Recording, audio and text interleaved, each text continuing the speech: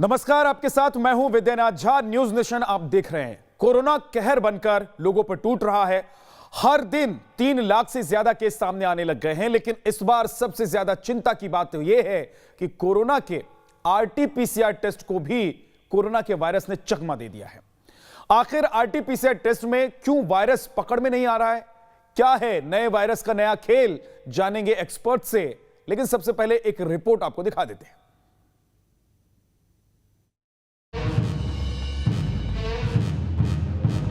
देश में corona virus की बेकाबू रफ्तार डरा रही है। लोगों की सांसों पर पहरा लग चुका है। अस्पताल बेहाल है।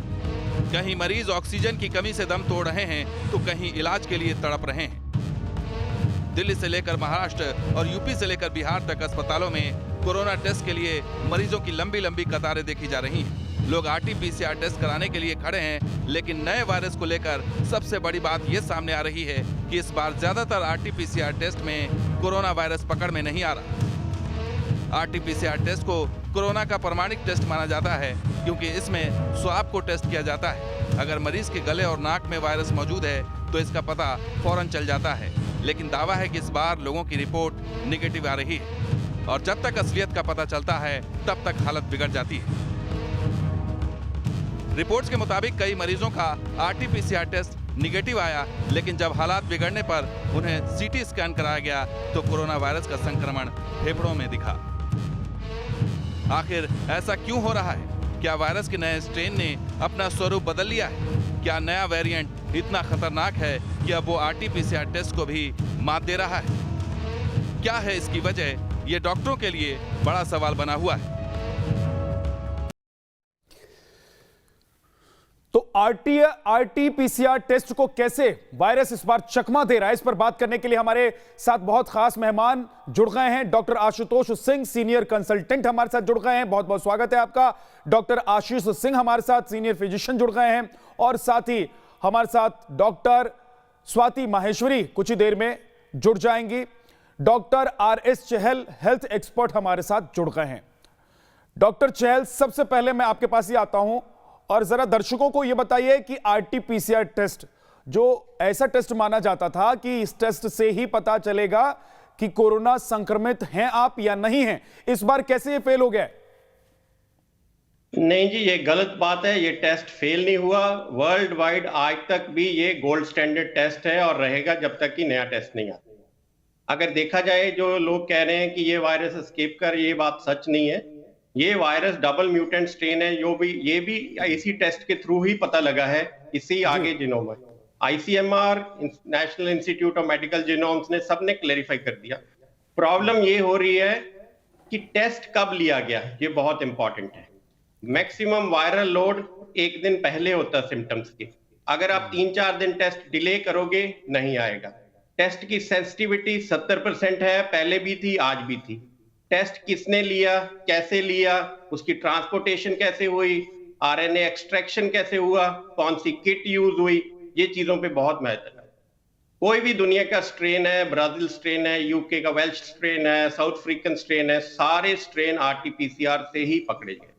जी ठीक है, लेकिन अभी लोग जो सवाल पूछ रहे हैं और लोगों के मन में जो सवाल है डॉक्टर आशुतोष, वो ये भी है कि क्या ऐसा भी हो रहा है कि नया स्ट्रेन जो है वो आरटीपीसीआर को चकमा दे रहा है, और इसी वजह से लोग जो कह रहे हैं, जिन लोगों के मन में सवाल है या फिर जिन लोगों को ऐसा लग रहा है कि ये टेस्ट फेल हो गया है, तो उस वजह से ऐसा हो रहा है क्योंकि नया स्ट्रेन है? Time of testing is very important. जब आपने आरटीपीसीआर के लिए सैंपल लिया है, उस समय हमारे नेजोफेरेंजियल एरिया में वायरल लोड कितना है। ऐसे ही मैंने पेशेंट देखे जिनका आरटीपीसीआर परसिस्टेंटली नेगेटिव है, और मेनली जब सीटी स्कैन कराया तो उनमें सीवियर न्यूमोनाइटिस मिला।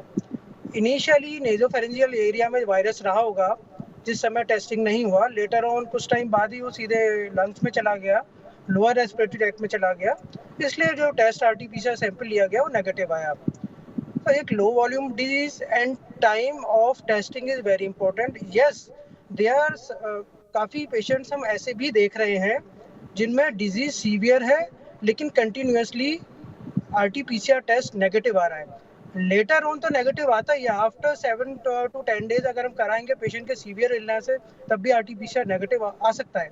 बट इनिशियल स्टेज में अगर ये टेस्ट नेगेटिव आता है तो उसके लिए हमें थोड़ा सा इवेल्युएट करना पड़ेगा, क्योंकि कुछ केसेस ऐसे देखने में आ रहे हैं जिनमें इनिशियली भी RT-PCR नेगेटिव आया और लेटर ऑन पेशेंट को सीवियर इलनेस डेवलप हो गया।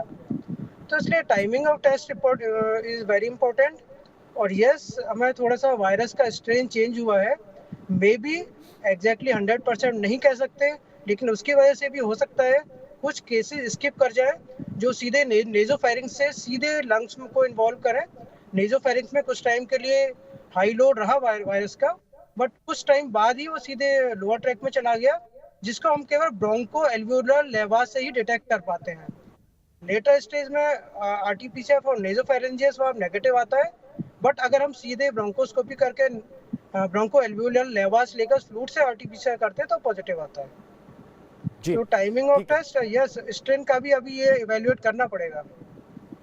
अब एक सवाल डॉक्टर आशीष आपसे है कि एक ऐसा मामला भी आया कि एक व्यक्ति ने सेम टाइम पे 2 जगहों पे टेस्ट कराया और एक जगह वो पॉजिटिव आता है RT-PCR में, दूसरी जगह जो उसकी रिपोर्ट आती है वो उसमें वो नेगेटिव आ जाता है। तो ये क्या खेल है, ऐसा कैसे हो सकता है? देखिए, RT-PCR हमेशा से गोल्ड स्टैंडर्ड है टेस्ट के अंदर। हर टेस्ट की अपनी लिमिटेशंस होती हैं। इस टेस्ट की जो सेंसिटिविटी है वो 70% है। जैसे मुझसे पहले भी डॉक्टर साहब ने बताया कि टाइमिंग इंपॉर्टेंट है, किस टाइम पर करा गया है। दूसरा इंपॉर्टेंट ये है किस तरह से सैंपल लिए गए हैं, कौन सी किट यूज करी गई है। तो अगर ऐसे भी कुछ मामले हैं जहां पर एक रिपोर्ट पॉजिटिव है, एक नेगेटिव है, माइट भी हो सकता है वहां पर कि सैंपल लेने में कुछ गलत हुआ है या जो किट यूज हुई होगी उसमें कोई प्रॉब्लम आई होगी।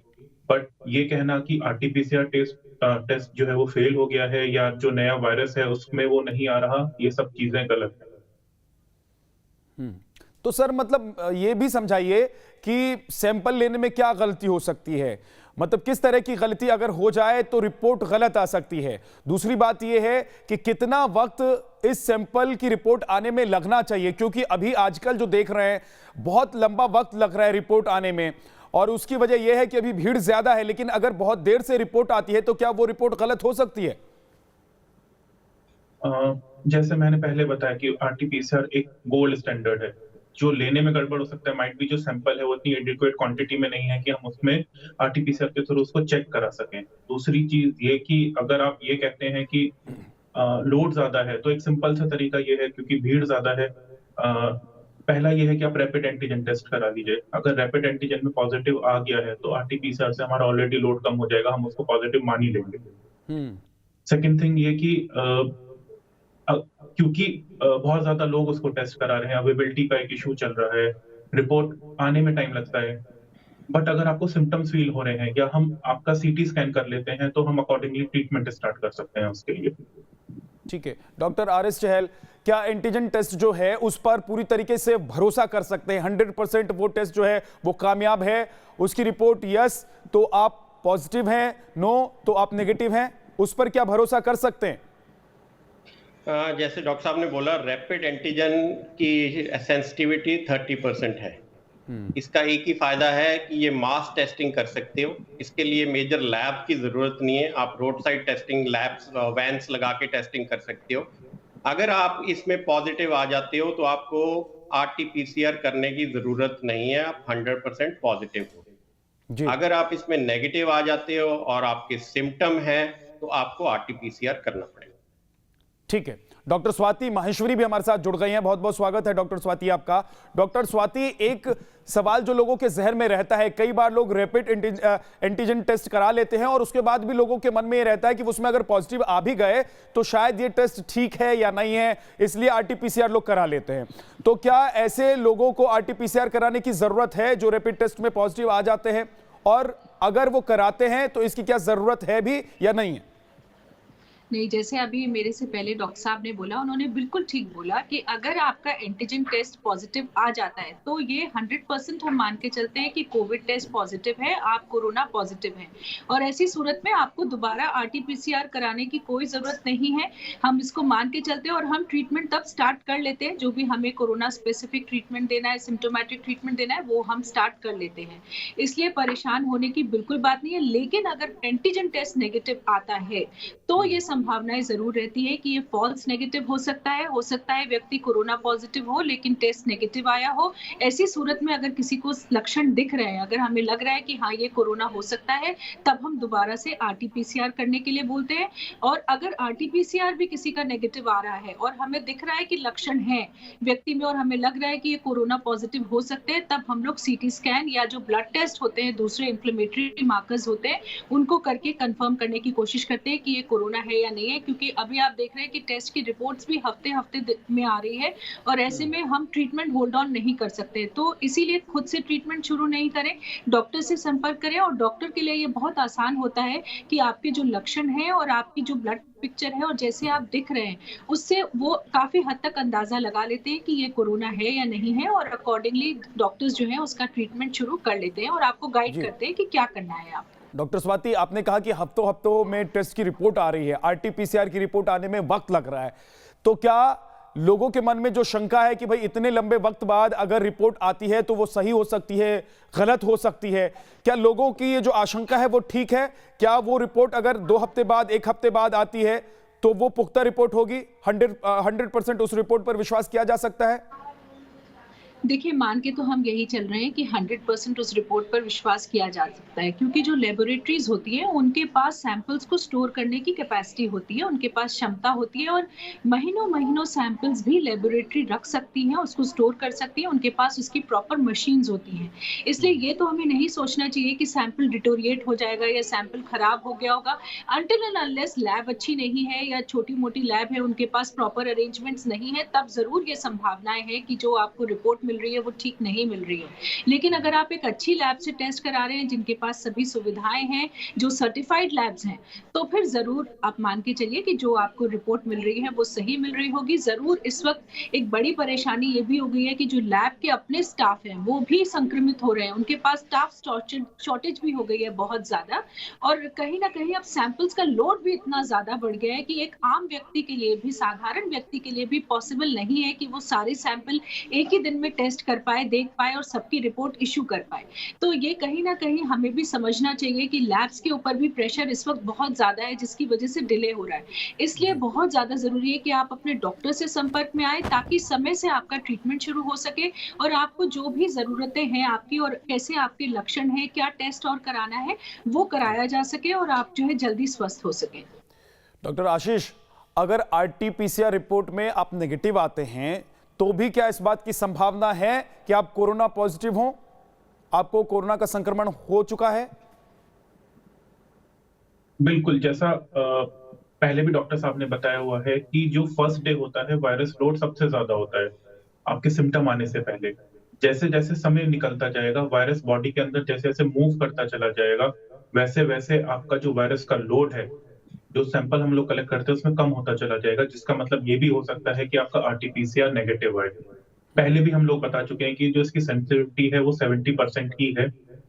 अगर सैंपल लेने में हम डिले कर देते हैं किसी भी तरीके से या 7 to 8 डेज स्पेशली निकल जाते हैं, तो अब RT-PCR नेगेटिव आ सकता है, लेकिन इसका मतलब ये बिल्कुल नहीं है कि आप कोरोना पॉजिटिव या कोविड पॉजिटिव नहीं है। जी डॉक्टर चहल, अगर RT-PCR रिपोर्ट नेगेटिव आ जाती है, सिम्टम्स आपको नजर आ रहे हैं, तो ऐसे में एक पेशेंट को क्या करना चाहिए? क्या उसको डॉक्टर के पास जाकर दवाई लेनी शुरू करनी चाहिए या फिर एक और रिपोर्ट करवा के उसके बाद डॉक्टर के पास जाना चाहिए? जब भी आपको लक्षण आते हैं, जो आजकल सबको पता है, फीवर है, आपको बॉडी एक्स हो रहे हैं, खांसी है, कंजंक्टिवाइटिस हो रहा है, पेट में दर्द, डायरिया हो रहा है, आप उसको मान के चलो ये कोरोना के लक्षण है। उसके बाद आप टेस्ट कराइए। अगर टेस्ट नेगेटिव भी आ जाता है और आपके सिम्टम ठीक नहीं होते, और आप एक फिजिशियन के कांटेक्ट में रहिए और अपने आप को आइसोलेट कीजिए। आप 48 आवर्स के बाद टेस्ट भी रिपीट कर सकते हैं। अगर फिर भी वो नेगेटिव आ जाता है और आपके लक्षण ठीक नहीं होते, कोरोना डायग्नोस करने के लिए एक RT-PCR अकेला टेस्ट नहीं है। आपके बॉडी के लक्षण, ब्लड टेस्ट, CT स्कैन, इन सबको कंबाइन करके देखा जाता है। RT-PCR से तो सिर्फ आपके शरीर में वायरस वो पकड़ता है कि नहीं पकड़ता उससे पता लगता है, पर इससे इलाज पे ज्यादा फर्क नहीं पड़ता। डॉक्टर आशुतोष, अब लोग जो हैं वो इस बात से भी परेशान हो गए हैं कि आप जाइए टेस्ट कराइए, ज्यादातर लोग कोरोना पॉजिटिव आ जा रहे हैं। आपको सिम्टम है नहीं है, आपकी परेशानी कुछ भी है, लेकिन ऐसा लोगों को अब लग रहा है कि आप जाएंगे टेस्ट कराएंगे तो कोरोना पॉजिटिव हो जाएंगे। तो क्या इतनी बड़ी संख्या में लोग कोरोना पॉजिटिव हो रहे हैं? ये संक्रमण इतना ज्यादा फैल चुका है, इतना ज्यादा बढ़ चुका है कि हर किसी के अंदर ये संक्रमण घुस चुका है? जो टेस्ट कराने जा रहे हैं लगभग 60% 70% लोग ऐसा मान रहे हैं कि अगर वो टेस्ट कराएंगे तो वो पॉजिटिव हो जाएंगे। देखिए, डेफिनेटली इस समय इंसिडेंस कोरोना का बहुत बढ़ चुका है, और अगर कोई भी RT-PCR पॉजिटिव आता है तो हम उसे पॉजिटिव ही मानते हैं, उसको फॉल्स नेगेटिव नहीं मानते हैं। और इसमें कोई डाउट नहीं है, इतने Delhi, specially Delhi NCR area में, महाराष्ट्र में, इवन पूरे अब तो इंडिया में ही इतने ज़्यादा इंसिडेंसेस हो गए हैं कि अगर आपको फीवर है, कफ है, सोर थ्रोट है, राइनोरिया है, सिम्टम्स आपको रेस्पिरेटरी ट्रैक के आ रहे हैं, तो मानकर चलिए कोरोना ही होगा। उसके लिए इमीडिएट एवेल्यूएशन और डॉक्टर्स को दिखाना ज़रूरी हो जाता है। तो इसलिए केसेस हम यही मानकर चल रहे हैं, अगर कोई सिम्टम्स है तो प्रोबेबली पेशेंट को कोरोना ही होगा। डॉक्टर स्वाति, अगर RT-PCR टेस्ट नेगेटिव आए तो क्या करना चाहिए? क्या एक बार फिर से RT-PCR कराएं, या ये मानकर चलें कि भाई आपको कोरोना नहीं हुआ है तो बाकी जो ट्रीटमेंट है, बाकी जो वायरल है वो हो सकता है, इसलिए उसका आप ट्रीटमेंट ले लें? देखिए, यहाँ एक बात तो पहले ये समझिए कि अगर किसी को भी लॉस ऑफ टेस्ट और लॉस ऑफ स्मेल हो रहा है तो इसको हम डायग्नोस्टिक मान के चलते हैं, हम ये मान के चलते हैं कि फिर ये कोरोना ही है। दूसरी बात, अगर आपके परिवार में और लोग पॉजिटिव हैं और आपको भी लक्षण आ रहे हैं लेकिन आपका टेस्ट नेगेटिव आया है, तो भी हम ये मान के चलते हैं कि आप कोरोना पॉजिटिव ही हैं। तो ये दो सूरतों में तो बिल्कुल ही क्लियर हो जाता है कि हम कोरोना पॉजिटिव मान के चल रहे हैं।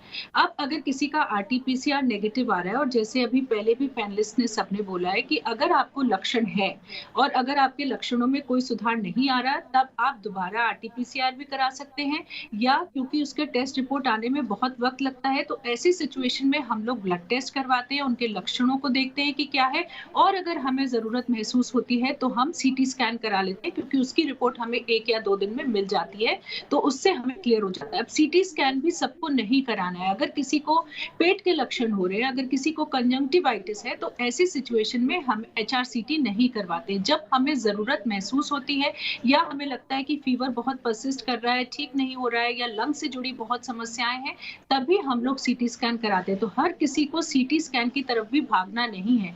ये मत सोचिए कि बस अगर लग रहा है कि कोरोना का लक्षण है तो CT स्कैन करा ले और उस पर नहीं आया तो कोरोना नहीं है।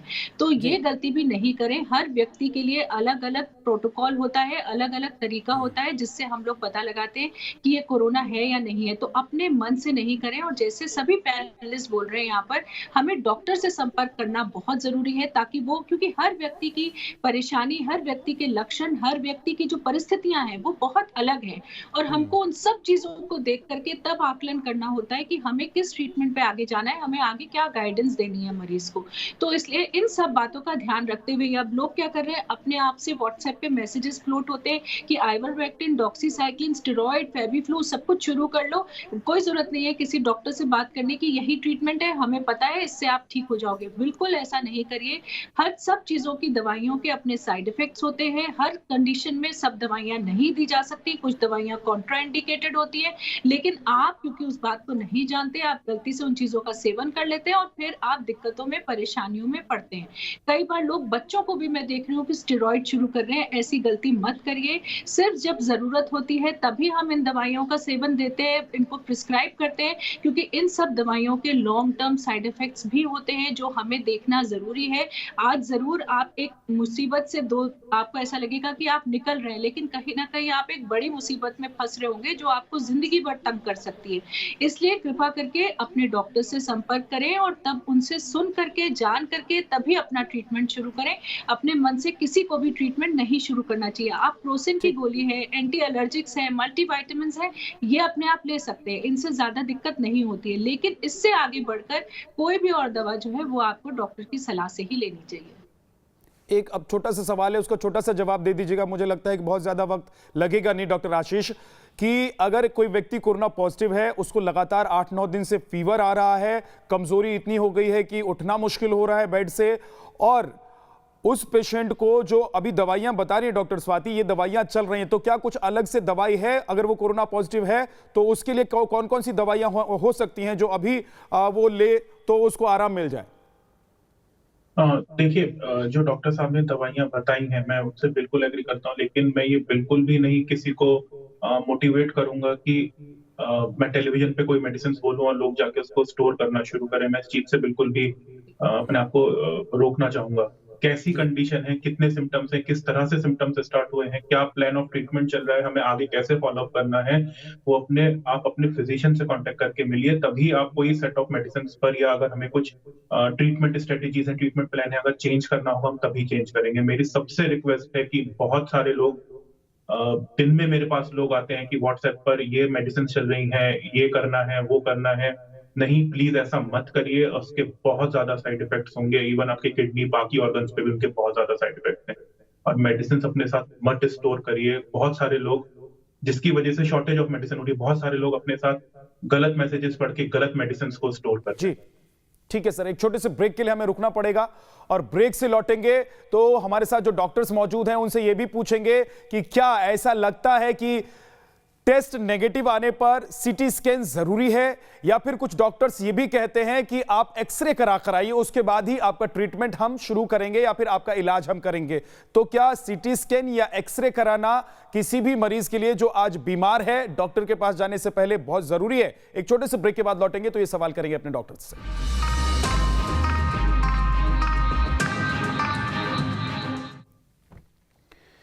तो न्यूज नेशन आप देख रहे हैं और हम आपको बता रहे हैं कि क्या आरटीपीसीआर रिपोर्ट जो आपकी आती है वो अगर नेगेटिव आ जाए तब भी क्या आप कोरोना संक्रमित हो सकते हैं, पॉजिटिव आने पर भी क्या आप संक्रमित नहीं हो सकते हैं, यानी कि आरटीपीसीआर रिपोर्ट जो है उस पर कितना भरोसा किया जा सकता है। तो डॉक्टर्स ने बताया कि उस पर भरोसा आप कर सकते हैं, अगर उसकी रिपोर्ट थोड़ी देर से भी आती है तो उस पर भरोसा किया जा सकता है और वो रिपोर्ट जो है या फिर वो टेस्ट जो है वो बहुत बढ़िया टेस्ट है। डॉक्टर स्वाति हमारे साथ मौजूद हैं।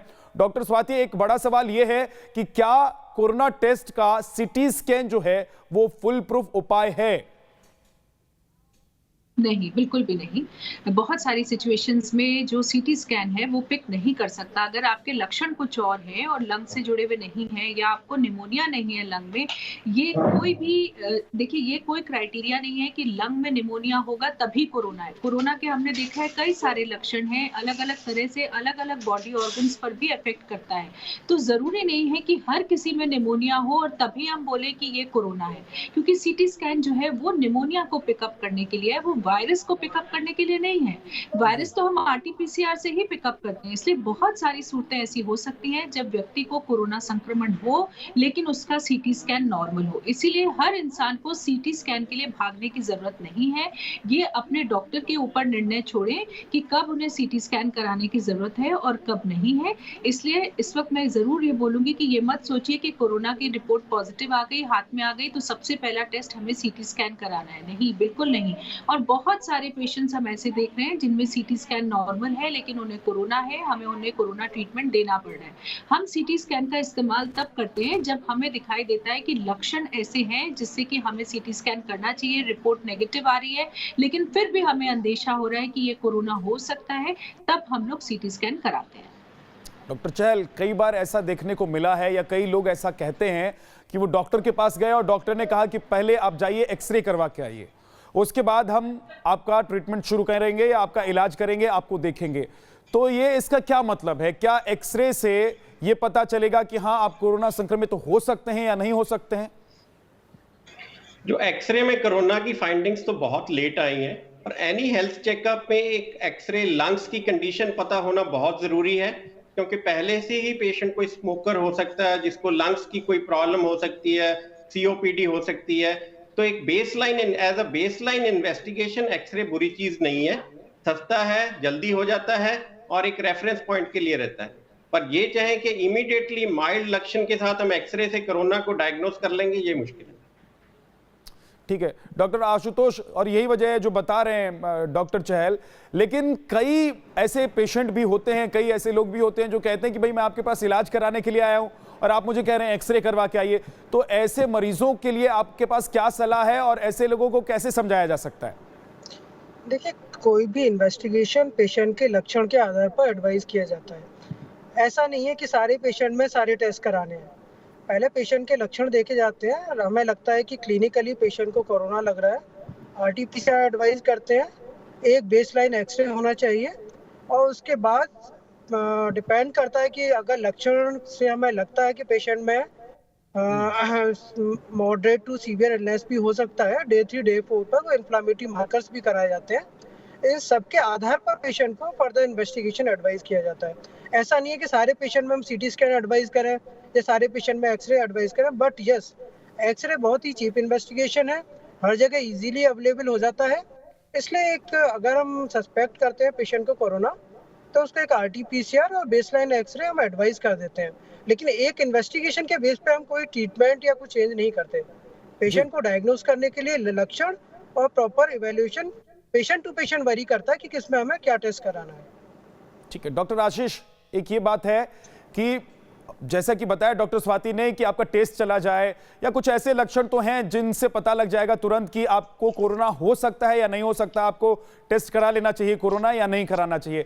लेकिन बहुत सारे लोग ऐसे हैं जिनमें इस तरह के लक्षण दिखाई नहीं देते लेकिन वो बीमार हो जाते हैं। तो जिनमें लक्षण नहीं दिखाई देते हैं वो बीमार हो जाते हैं, तो ऐसे कौन कौन से टेस्ट हैं इन टेस्ट के अलावा, जो रैपिड टेस्ट है या फिर RT-PCR टेस्ट है, इसके अलावा कौन कौन से टेस्ट हैं जो उन्हें पहले करा लेने चाहिए, जिससे उन्हें पता चल सकता है कि वो कोरोना पेशेंट हो सकते हैं, कोरोना का संक्रमण उन्हें हो सकता है या नहीं हो सकता है? देखिए, जैसे तो अगर आपको ब्रीदिंग इश्यूज हो रहे हैं तो हमने पहले भी कहा एक्सरे एक बेसलाइन आपका टेस्ट है। आपके CT स्कैन, अगर आपको बहुत ज्यादा परेशानी हो रही है, निमोनिक हो रहे हैं और RT-PCR नेगेटिव है तो आप जाके करा सकते हैं। दूसरा, आप अपने CRP लेवल्स हैं, D-dimer टेस्ट है, जो इन्फ्लेमेटरी भी आपको मार्कर्स हैं, और आपके ब्लड लेवल्स हैं, आप वो सारे टेस्ट करा सकते हैं। आपका LFT, KFT, ये 2 इंपॉर्टेंट टेस्ट हैं जो आप करा सकते हैं। अगर साथ में आपको कोई और कोमॉर्बिडिटी है, मान लीजिए आपको डायबिटीज है या आपको हाई ब्लड प्रेशर है या हार्ट का कोई और डिजीज है, तो आप उसके लिए भी जा सकते हैं। डॉक्टर स्वाति, कुछ लोग ऐसे भी हैं, कुछ लोगों से, ऐसे लोगों से भी हमारी बात हुई है जो ये कहते हैं कि उनको बाकी कोई दिक्कत नहीं है, लेकिन पिछले कुछ वक्त से, कुछ समय से, 7 दिन से, 8 दिन से उनको सांस लेने में कभी कभी प्रॉब्लम होती है। वो प्रॉब्लम हमेशा नहीं रहती है लेकिन कभी कभी होती है। तो ऐसे मरीजों के लिए, ऐसे लोगों के लिए उन्हें क्या करना चाहिए, आप क्या कहेंगी? देखिए, 2 वर्ग है। एक वर्ग ऐसा है जिसको पहले से एलर्जिक राइनाइटिस है या पहले से उनको बार-बार पोल्यूशन की वजह से या मौसम चेंज होने की वजह से इस तरह की दिक्कतें होती हैं। जिन लोगों को इस तरह की दिक्कतें हर मौसम में होती हैं, हर वक्त होती हैं, उनको इतना घबराने की बात नहीं है। ज़रूर उन्हें सचेत रहने की ज़रूरत है कि अगर उनके लक्षण में आराम नहीं आ रहा है, जो दवाइयाँ वो पहले लेते थे उनसे भी उनमें सुधार नहीं आ रहा है, तो ये कोरोना हो सकता है और हमें टेस्ट की तरफ जाना चाहिए। लेकिन अगर पहले से कोई भी बीमारी नहीं थी और अब अचानक से ऐसा शुरू हो रहा है, और तो आपको जरूर एक बार फिर से मैं वही बोलूंगी कि सिम्टोमेटिक ट्रीटमेंट के बाद आप 1 आध दिन का सिम्टोमेटिक ट्रीटमेंट ले सकते हैं, और अगर आपको लग रहा है कि कोई सुधार नहीं आ रहा है तो आपको जरूर कोरोना का टेस्ट कराना चाहिए। लेकिन हर सूरत में आज की तारीख में, क्योंकि कोरोना इतना ज्यादा फैल चुका है और हर दूसरे तीसरे व्यक्ति में कोरोना पॉजिटिव आ ही रहा है, तो ऐसी सिचुएशन में सबसे पहले जरूरी है कि आप खुद को आइसोलेट करें। जैसे ही आपको लगता है कि आपकी नोज ब्लॉक हो रही है, रनी नोज हो रही है, हल्की खांसी हो रही है, बदन दर्द है, बुखार है, या कोई भी ऐसी परेशानी है जो आपको पहले नहीं हो रही थी, वॉमिटिंग, डायरिया हो रहा है, तो सबसे पहले आप अपने आप को अपने घर के परिवारजनों से दूर कर लीजिए, डिस्टेंस कर लीजिए, ताकि और लोगों में संक्रमण ना फैले। क्योंकि हम शुरुआती दिनों में जब लक्षण दिखते हैं तब सबसे ज्यादा इन्फेक्शियस होते हैं और एक से दूसरे को संक्रमण तेजी से फैलता है। इसलिए अपने आप को आइसोलेट करिए जब तक कि आपकी रिपोर्ट नेगेटिव ना आ जाए या ठीक ना हो जाए या ये जो है सुनिश्चित ना हो जाए कि आपको कोरोना नहीं है, तब तक आपको जरूर अपने आप को आइसोलेट करके रखना चाहिए। डॉक्टर से संपर्क करें और ट्रीटमेंट अपना शुरू कर सकते हैं। जो भी उस वक्त देने की जरूरत है वो डॉक्टर आपको एडवाइस करेंगे, वो आप शुरू कर लें। डॉक्टर स्वाति, एक सवाल ये भी है कि कुछ लोगों को 1-2 दिन के लिए टेस्ट जाता है, नमक, मिर्च, मसाले का टेस्ट चला जाता है और फिर वो टेस्ट वापस आ जाता है, तो क्या ऐसे लोगों को भी जाकर टेस्ट कराना चाहिए? ऐसे लोगों को भी RT-PCR कराना चाहिए, रैपिड टेस्ट करा लेना चाहिए, या फिर उनको ये समझ लेना चाहिए कि अब मेरा टेस्ट वापस आ गया है, इसका मतलब कोरोना खत्म हो गया अगर हुआ भी था तो? नहीं, जरूर टेस्ट कराना चाहिए, क्योंकि हम कोरोना के साथ ये देख रहे हैं कि कुछ लोगों में महीनों लग रहे हैं टेस्ट और स्मेल को वापस आने में, कुछ लोगों में जल्दी वापस आ जा रहा है, इतना वक्त नहीं लग रहा है। लेकिन ये एक ऐसा सिम्टम है जो कि हम कोरोना से जुड़ा हुआ ही मानते हैं, और अगर किसी को भी ऐसी दिक्कत या परेशानी हो रही है तो उन्हें टेस्ट कराना चाहिए और अपने आप को आइसोलेट करना चाहिए। क्योंकि सबसे बड़ी बात है कि जब वापस आ गया, अगर 2-3 दिन में आपका स्मेल टेस्ट वापस आ गया तो आप बेफिक्र हो जाते हैं, आपको लगता है कि अब मैं ठीक हो गया हूँ, लेकिन आप अपने परिवार परिवारजनों को, अपने दोस्तों को, अपने बाहर जिनसे आप मिल रहे हैं, उनको ये इन्फेक्शन पास ऑन कर सकते हैं। इसलिए आपको आइसोलेट होना बहुत ज़्यादा ज़रूरी है और अपना टेस्ट भी कराइए। कई बार हम कोरोना में ये भी देखते हैं कि शुरुआती दिनों में ज़्यादा लक्षण नहीं है, लेकिन समय के साथ ज़्यादा दिक्कतें आ रही है या परेशानी आ रही है, नए लक्षण सामने आ रहे हैं। इसलिए आपको स्थिति ज़रूर पता होनी चाहिए कि आप कोरोना पॉजिटिव हैं या नहीं है, किस वजह से आपको ये दिक्कत हुई थी। डॉक्टर चहल, ऐसा भी देखा जा रहा है कि लोगों को पता ही नहीं चल रहा है और संभवतः वो शायद कोरोना से संक्रमित भी होते हैं और उससे निकल भी आते हैं। बाद में अगर उनका कोई टेस्ट होता है, उनकी कोई जांच होती है, तो उनमें ऐसा पता चलता है कि शायद आप कोरोना से संक्रमित हो चुके थे, क्योंकि एंटीबॉडी आपके शरीर में जो है वो मौजूद है। तो ऐसे लोगों के लिए क्या आप कहेंगे, ऐसे लोगों को क्या करना चाहिए भविष्य में, जिनको कभी पता ही नहीं चला कि वो कोरोना पॉजिटिव हुए हैं या नहीं हुए हैं, लेकिन बाद में उनको पता चला कि एंटीबॉडी आपकी बॉडी में है, तो अब आपको थोड़ी सावधानी बरतनी चाहिए? ऐसे लोगों की मात्रा कम नहीं है, अराउंड 80% है जिनको बिल्कुल एसिम्प्टोमेटिक रहते हैं, बिल्कुल पता नहीं चलता। पर अगर, इसीलिए हम कहते हैं कि अगर आप किसी के पॉजिटिव पर्सन के कॉन्टैक्ट में रहे हो तो अपने आप को एटलीस्ट आइसोलेट कीजिए, और अगर आपको सिम्टम आ रहे हैं तो इमीडिएटली टेस्ट कराइए। अगर आप आइसोलेशन में हो, कोई सिम्टम नहीं है, तो आप 5वें और या 7वें दिन कॉन्टैक्ट के अपना टेस्ट करवाइए। अगर फिर भी अगर नेगेटिव आते हो तो अच्छा लक्षण है कि, क्योंकि 9 और 10 दिन तक वायरस शेडिंग बंद हो जाती है अगर आप में वायरस है भी। तो इसीलिए अगर आप पॉजिटिव हो, बंदे के कांटेक्ट में आए हो, अपने आप को आइसोलेट कीजिए। अगर आपको सिम्टम आ जाते हैं तो टेस्ट कीजिए, सिम्टम नहीं आते तो 5 और 7 दिन के बीच अपना एक टेस्ट करा लीजिए और पर उतने दिन तक आइसोलेशन में रहिए। ठीक है डॉक्टर आशीष, कुछ लोग ऐसे भी हैं, कुछ मरीज ऐसे भी हैं जिनको फीवर आ रहा है, जिनको कमजोरी महसूस हो रही है, वो होम आइसोलेशन में हैं, वो हॉस्पिटल में एडमिट नहीं है, लेकिन 10-10 दिन 12-12 दिन तक उनका फीवर जा नहीं रहा है। तो क्या ऐसे लोगों को हॉस्पिटलाइज हो जाना चाहिए, उनको हॉस्पिटल में एडमिट हो जाना चाहिए, या फिर घर पर रहकर भी उनका इलाज संभव है? देखिए, अगर मैं स्टैटिकली बात करूं तो 70-80% जो लोग हैं या तो एसिम्प्टोमेटिक हैं या माइल्ड सिम्टम्स के साथ आते हैं। सिर्फ अगर आपको फीवर आ रहा है, माइल्ड सिम्टम्स हैं, तो आपको हॉस्पिटल में रश करने के लिए कोई जरूरत नहीं है। इंपॉर्टेंट ये है कि अपना SpO2 ऑक्सीजन सैचुरेशन को मॉनिटर करिए प्रॉपर्ली। जो आप अपने किसी फिजिशियन से, जो भी आपके घर के पास हैं या जो भी आपके फैमिली फिजिशियन है, उनसे कांटेक्ट में रहिए। जो उन्होंने स्ट्रेटेजी आपको ट्रीटमेंट दिया है, जो मेडिसिन दी है, उनको प्रॉपर्ली टाइम पे दीजिए और अपने आप को आइसोलेट करके रखिए। अगर सीवियरिटी आपका ऑक्सीजन सैचुरेशन में कोई प्रॉब्लम आती है या आपके सिम्टम की सीवियरिटी मेडिसिन लेने के बाद भी इंक्रीज हो रही है, तभी आप रश करें। लेकिन अगर फीवर है, माइल्ड फीवर यूजुअली होता है, तो उसमें परेशान होने की जरूरत नहीं।